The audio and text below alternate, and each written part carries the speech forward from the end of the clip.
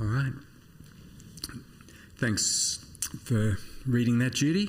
And we've been looking at Genesis from chapter 12 through up to 21 today. And through this, we've seen a cycle that's repeated, and it's important for us to keep in our minds. I presented this earlier at the start of the series when we looked at Genesis 12, but we see these 3 points, at very least, repeated often through these stories. God's mercy and promises to the families he's calling to walk with him. Secondly, the failure of these called ones to trust God and to bless others. And then thirdly, that these failures have consequences from those actions, but God acts redemptively to keep his covenant promises. Well, how have we seen these cycles worked out so far in these chapters? I'm not going to try to capture all the ways and the times that's been repeated, but I did want to mention it a little bit in terms of Abraham's family. And when I say Abraham's family, or in terms of the blood relatives that are together with him at this stage, at the start of 21, it's a vanishingly small number, right? God's promised that he'll have descendants more than the stars in the sky. And yet, God, when he called Abraham, he left his father Terah's household in Haran. And then he had Lot with him, his nephew and Lot's family, but Lot left Abraham's camp. Lot almost died, but he was saved from Sodom, and yet he didn't return to Abraham and Abraham's household. So Abraham's alone, right? It's up to him, isn't it, to preserve his life, to make his family great? Well, since Genesis 12, after numerous failures of Abraham, God's repeating this promise to provide a seed, a blessing and descendants, that God's going to do that. I'll give a few examples leading up to today's passage so we can see in this context how this is working out. Just last week in chapter 20, there was a repetition of an earlier failure from chapter 13. In 13, Abraham had been going down to Egypt with Sarah, and in 20, going across to Gerar, trying to protect himself, putting Sarah out as though she was his sister, and putting her and his potential descendants at risk, bringing curse and illness on those other peoples, be it the people of Israel in the earlier chapters, or Abimelech and his kingdom in chapter 20. So in those situations, Abraham's not living out his faith in the covenant, not being a blessing to others, but still God redeems him from these situations. God still blesses him. He came away in both those cases with riches, but also with consequences. Right, after Egypt, as he came back with extra flocks and slaves, that did lead to problems with Lot around those flocks and where they would settle. And then Lot separated from him and went down to Sodom, and we know how that ended. The slave he brought back, Hagar, became the mother of his firstborn son. And last week we read about that interaction with Abimelech in Gerar. Will there also be consequences? What's going to happen as Abraham's proved faithless at times? God has proved faithful. And as we understand this, it helps us to also understand what we've been singing about today, about God's faithfulness, his promises. But where does that put us when we fall short? I can recommend the Bible Project classes by Tim Mackey. They go through in a lot of detail with some good graphics, some of the ways the Bible's put together here, showing these cycles. And I've just sort of sketched through, knowing that we've looked at some of these before. But if you want to go into more detail, I recommend that, because it's amazing the way God's brought the Bible, constructed it together with these selected stories to reinforce the messages he wants to communicate to us. And these connections that we see are important to remember. It's why also at West Penno we don't just teach a passage one week and a different passage from a different part of the Bible another week, but we take a big chunk we go through because seeing the passage in its context, seeing how one chapter connects to the other, is a really important part of understanding the Bible. So when reading today's chapter, we're going to reference some of these earlier promises and failures, some of these consequences. We'll look at comparisons, we'll look at contrasts, because that's part of the way the Bible teaches us, and when we dig in to discover treasure in God's Word. I guess we're asking ourselves as we go along, have Abraham and Sarah learned now to trust God and to not make things happen for themselves? Right? There's a good sign here at the start of this chapter. We'll see how it goes. Speaking of trying to make things happen, I wonder how they see Ishmael now. Ishmael's both evidence of their mistaken efforts to bring descendants, right, for their family, which seem to be against God's plan. And yet he's also evidence of God's grace, that God redeems, and God still provides descendants and blessings to this plan B, if you like. And in this chapter we'll see that Ishmael's life is threatened. And if Ishmael's life is threatened, if he leaves or passes away, that leaves only Isaac. And even in the next chapter we'll see Isaac's life being threatened. And this promise of descendants seems to hang by a thread, because of human failure, because of some of the consequences we see along the way. But we have confidence that it is held securely because of God, the God who sees, the God who hears, and the God who faithfully provides. So with that in our minds, we turn to chapter 21, and starting here in verses 1 and 2. I want to point out the repetition, I've put it in italics there, of he said, or another way that's translated here is he promised. Right? You can see that repeated 3 times in these verses. In Hebrew, it's the same verb that God spoke. What does it remind us of? Well, a number of things, but I think it can remind us of God's creation, right? Back in the garden or back in Genesis 1 even, 2, when God created by his word. And then in the garden where he blessed Adam and Eve to multiply, where God brought life by his word and a promise to his people. We're reminded too that God is proactive in his promises. Here it's not just that he said, but that he did what he had promised. And in the case of Sarah giving birth to a son, it's not Sarah's fertility or human virility or strength, right, at this stage of life. It really is a miracle of God bringing this about, this answer. And there's one more point to note in this repetition of God speaking, which we'll see very soon. So just hold on to that context of this repetition, and we'll get to that in a few verses' time. But before we get there, it's worth celebrating this answer to the many prayers and promises that God has given with regards to this birth. Even though the birth is described very briefly here, and the focus is not on Isaac, this baby, but it's on God, isn't it? On God who keeps his promises here. We've sung earlier about it in this service, about God's covenant keeping, God's commitment to relationship with us and his promises. And they're key themes in this book of the Bible for us to hold on to as well. We've been reminded that even though God made his promise clear to Abraham and to Sarah, they failed to act in trusting God and his timing sometimes. They opted for a surrogate to bear Abram's child. Abraham has acted in self-protection, and both of them have lied rather than listening to God and speaking God's words and bringing God's blessing to others. God's plans still stand, and they may be hard to believe because they're humanly impossible sometimes, like a son in the old age of Abraham and Sarah. These plans may also be difficult for us to grasp, right?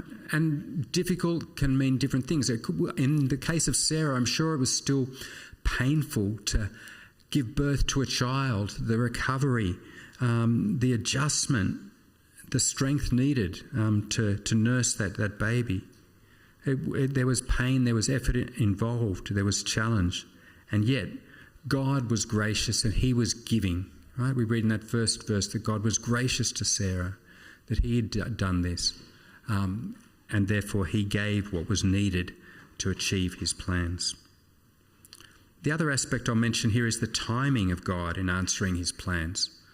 We read in verse 2, was at the very time that God had promised. But God's timing may be much slower than we would like, right? We see the same with Jesus' birth. It was promised in Genesis 3 about the seed of the woman who would be born. How many millennia passed? How many difficulties did they go through before they had the presence of God living among them and bringing that solution over the evil one? And yet it came, we read in Galatians, in the fullness of time, in the right time. What about you? Are you waiting for answers to prayers? Prayers for yourself, prayers for loved ones, prayers for this broken world with its conflict and the consequences of sin here? We can trust God to bring justice, redemption and make things new in his time, even if it's not according to our timetable. So here we see that Isaac was born, and Abraham responded well, and in accordance to God's command, he circumcised Isaac. So that was a sign of bringing him in to that covenant and obeying what God had showed. At this time, this remains a joyous and positive scene. The name Isaac means laughter. Sarah said this is one receiving a blessing. God has brought me laughter, and everyone who hears about this will laugh with me. So she's received a blessing, and there's also a reminder of the covenant that they would be blessed and be a blessing to others, that everyone who hears would also be able to rejoice with them. They recognise that God is the God of miracles, and that's part of that testimony that goes out that people can recognise. So they're demonstrating who Yahweh is. Sarah also recognises that God's made Isaac's birth possible. I don't doubt that their delight after so many decades of waiting is real, is amazing. And yet sometimes it's been with faith as they've waited, and sometimes with doubt. And God gets the glory from this miracle.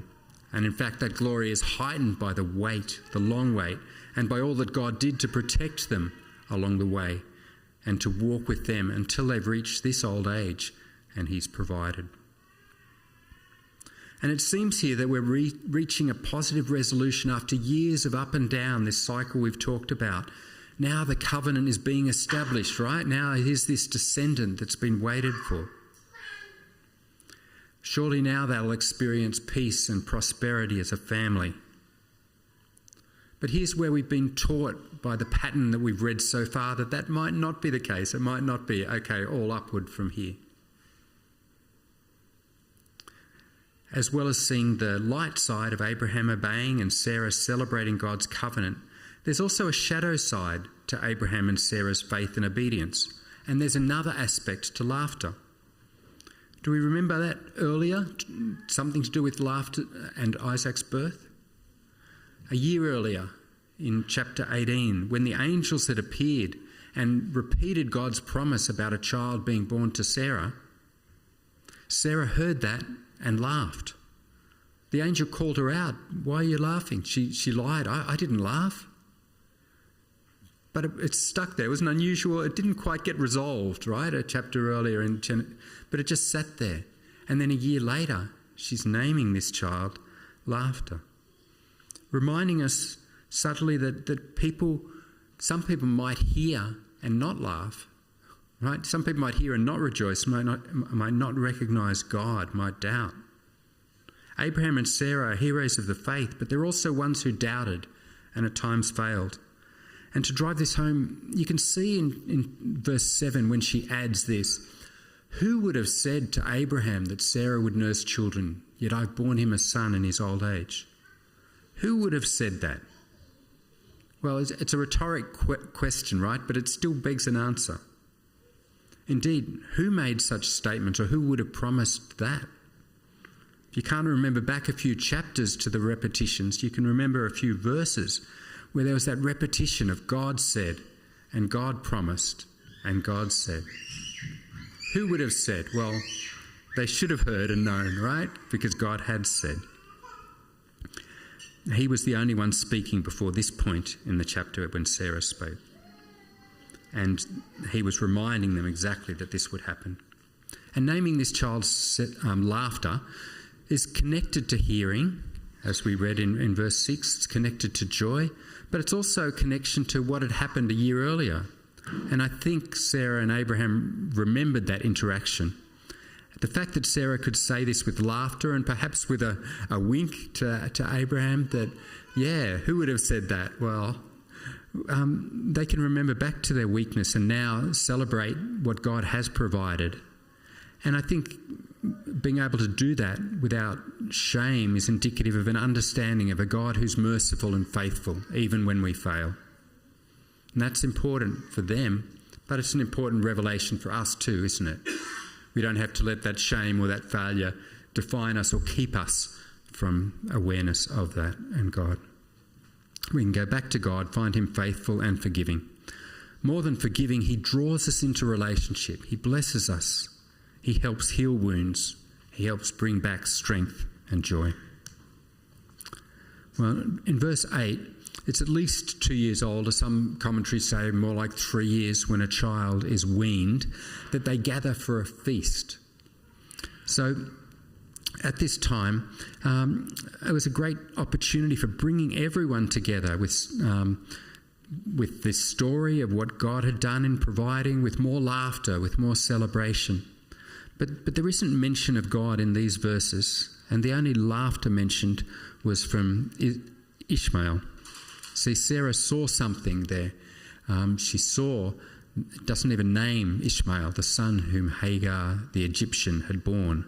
Right? Even in the way it's said, it saw this outsider. Should he have been in this circle of celebrating? Maybe not in Sarah's mind. The word here for what he did was making laughter. Right? So in Hebrew it uses that word laughter, but I guess Sarah wanted laughter to be from Isaac, but not from Ishmael. It may well have been inappropriate or hurtful, and I don't want to downplay that kids can and do say hurtful things, but Isaac here was not of an age to engage with these words or understand laughter or mocking. It was really in Sarah's heart that the problem was. And the proposed action of banishment here is not right. In fact, the reason she gives to Abraham for wanting to banish them is that she doesn't want Isaac's inheritance shared. Well, Abraham is distressed, we read, on account of his son. He's seen that there's jealous anger from Sarah in what she's proposed, and that's going to have severe consequences for his son. When we say his son, is he speaking here of Isaac? No, we can see from the next verse 12, that he's distressed for Ishmael, his firstborn son here. And indeed, God is concerned for both Ishmael and Hagar. It's clear that Isaac is the chosen heir. I don't think Sarah's plan necessarily had to happen for Isaac to be the heir. But God still affirms to Abraham that Hagar and Ishmael should leave at this time. And look, it's no surprise that there's conflict in a family where there's two brothers, but especially two different mothers, one in the status of a second wife and a slave. It's natural that there can be conflict in such a family. And while we want to see reconciliation and love prevail in all families, sometimes the solution will be separation as a severe mercy. And in one sense, you could see this as granting freedom to a slave, but I don't think there's a clear answer given, and I don't know that any answer can satisfy us to know the full circumstances as to why God granted for that to happen. Especially in this case, when you think of Hagar's situation and how Abraham must have seen it as Hagar and Ishmael were banished away into the wilderness, it could have seemed like a death sentence. That is, unless God was there to intervene and care. Well, it brings an end to that time of that family living together, Abraham with his firstborn and his second son together. That didn't last. After God's words had brought new life, had brought this fruitfulness to Abraham's family with the birth of Isaac, what previous story does this conflict between his two sons bring to mind? Right? Cain and Abel, Genesis 4. And so we can learn something from that contrast that comes to mind too. See, in the case of Cain and Abel, it was the younger son who was chosen or affirmed by God, and the older son who did the wrong thing and was banished. Who's the chosen son here in Genesis 21? Well, in a way, Sarah is standing with the chosen son, that promised son, Isaac, the younger son. In a way, Abel was chosen when it came to those offerings. Sarah may think that she's standing on the right side and in wanting to see this older son banished. However, it's not with reference to God that she's been upset. She's thinking about a share of inheritance, and so those motives don't seem right.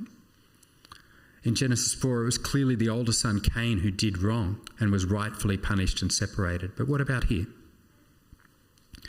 As we've looked through stories in Abraham and indeed through the Old Testament, you might assume, or before you look at them, you might assume that the chosen ones are the good guys. You know, we always want to have that sense of who are the ones who do the right thing, the righteous, the good. And sometimes the word righteous is used with chosen. But really that's more about them being right with God because of what God does than necessarily about the way they behave. See, last week we saw it was Abimelech, the outsider, that outside king who behaved, if you like, more honourably, listening to God from what God had communicated to correct the failings of the chosen one, Abraham. What can God do in this situation to rescue the mess again? Well, one good thing here is that in Genesis 21, verse 12, where we read that Abraham was listening to God and God was instructing him, not just Sarah. We can remember that in Genesis 16, Sarah had said to Abraham, and he'd listened to that plan to go to the slave Hagar and conceive a son. And he'd made that choice, hearing that option. Back in Genesis 3, Adam listened to Eve's voice. He was there and he made that wrong choice rather than listening to God. So the positive point here in comparison is that Abraham is listening to God, right, rather than trying to make his own decision or just listen to what his wife had said. And in this case, God affirmed the option that Sarah had put out there. It seems to be a consequence of the sin that's resulted in the discord in their family. And consequences are real and they are painful for individuals, right? God gives us freedom to make choices, and some of those choices do harm others. But he still wants us to turn to him and listen to him. He still acts to redeem. He doesn't act to rewind or reverse so that those things didn't happen, those bad choices and some of those consequences. They're still real. But God does still act so that there can be learning, there can be mercy, there can be healing. And ultimately, he acts in the sacrifice of his only son to deal with the consequences of our sin. So here, God allows the banishment and separation of Ishmael, noting that Isaac's chosen to become the heir. But also, he is with Ishmael, and he's going to be blessed to father a great nation. God's already given that promise to Hagar back in chapter 16, but will she recall it? Will she hold on to it? So early the next morning, Abram sent them on their way with some food and water. They headed for the desert of Beersheba. We learn later that means 7 wells. But she doesn't even find one well, and her water skin is soon empty, and she's ready for her and her son to die. Will anyone see her or hear her and Ishmael as they cry? We're reminded that when Abel was murdered in the wilderness, God heard his blood cry out, the cry of the victim. God heard. In the wilderness, they're not far from God. And like in Genesis 16, when she was alone in the wilderness, Hagar in her need is heard, and the Lord blesses her by sending his messenger the second time that an angel is sent to her. And that's not common in Scripture. But he reminds her of the promise he'd made. And he reveals himself again as the God who hears. Just like he'd been faithful in Isaac with that long-awaited birth and promise being fulfilled, he was going to be faithful with Ishmael. And his words are followed in verse 19 by his provision. As well as providing this promise about him being a great nation and reaffirming that, God provided the water. He opened her eyes to see it, and so they could drink and survive. But they more than survived. Ishmael grew up. The same word used of others in that, like Isaac was growing up. God was with him. It's the same thing said of those who are right with God. God was with him, and he grew up in this place. This place remained a wilderness. We learn he grew up in that wilderness region near Egypt, but that he had many descendants. The fact that God was with him wasn't to say there wasn't damage and consequence over generations. Abraham lost relationship with his firstborn son. They both experienced pain and loss from that. As far as we know, they never met and interacted again in life. We do read that Ishmael came when he heard Abraham was dead, and together Ishmael and Isaac buried Abraham in Genesis 25.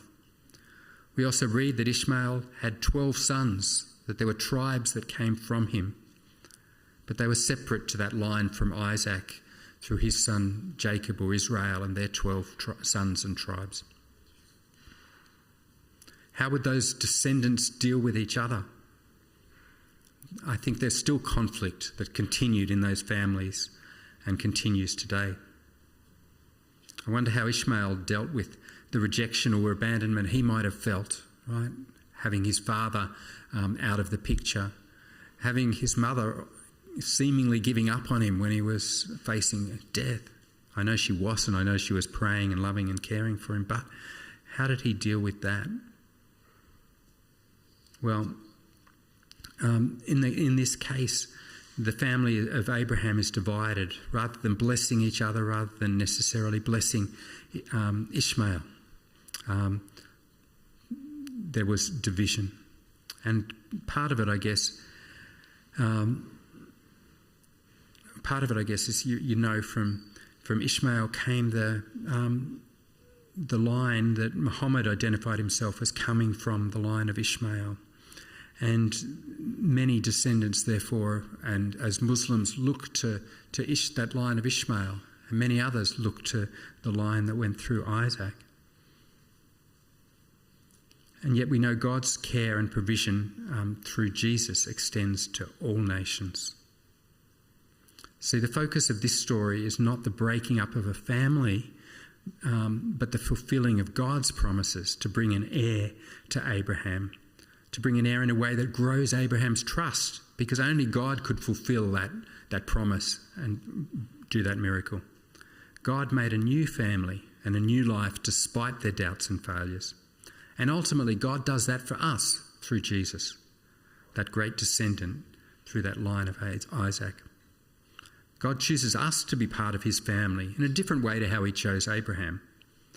We do well to remember that it's not the chosen that are better in what they do, but they're the ones, and you saw in the case of that line through the Old Testament, who carried the seed of the woman, that seed who would crush the serpent's head. It's not that they're always good and faithful, but that God is good and faithful to his promises and his plans that we know would come through Jesus. We know that in this world there is conflict, in families and in the world at large. There may be scattering, there may be separation for a time. That's part of this world of sin and fallenness. But we also know that God is building a new family for people from all nations who will one day celebrate a great feast together without jealousy, but with our eyes fixed on Jesus. And he's calling us to trust him now and in the future, to trust him with our hearts, with lives and hearts surrendered to him, with an understanding of his good plan that unites us now in this small foretaste of his renewed family, and indeed in the kingdom to come when we see the full working of that family, when we're brought together to celebrate that great feast together. And that can only happen through the work of Jesus, through the sacrifice of God's Son.